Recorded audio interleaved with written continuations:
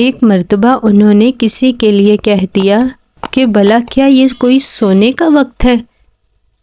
تو وہ اپنی اس بات پر اس قدر شرمندہ ہوئے کہ انہوں نے اپنے نفس کو سزا دی، اپنے نفس کا محاسبہ کیا۔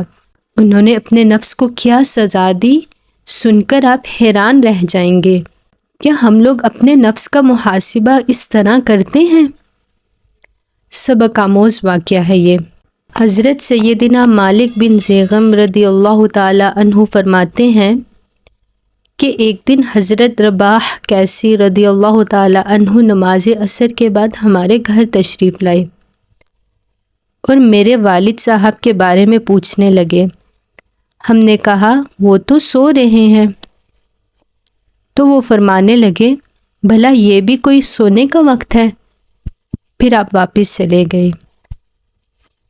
ہم نے ایک آدمی ان کے پیچھے بھیجا تاکہ اگر آپ چاہیں تو آپ کے لیے والد گرامی کو جگا دیں، لیکن اس آدمی نے واپس آ کر بتایا کہ میں نے دیکھا حضرت رباح کیسی رضی اللہ تعالی عنہ اپنے آپ سے یہ کہتے ہوئے جا رہے تھے، اے فضول باتیں کرنے والے، تو نے یہ کیوں کہا کہ بھلا یہ بھی کوئی سونے کا وقت ہے؟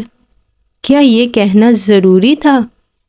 اے نفس، تو نے فضول کلمہ زبان سے ادا کیا، اب اس کی سزا بھی سن۔ میں پورا سال تکیہ پر سر نہ رکھوں گا، یعنی آرام نہ کروں گا۔ راوی کہتے ہیں اس وقت آپ کی آنکھوں سے آنسو گر رہے تھے۔ فضول بات زبان سے نکل جانے پر آپ بے حد نادم تھے۔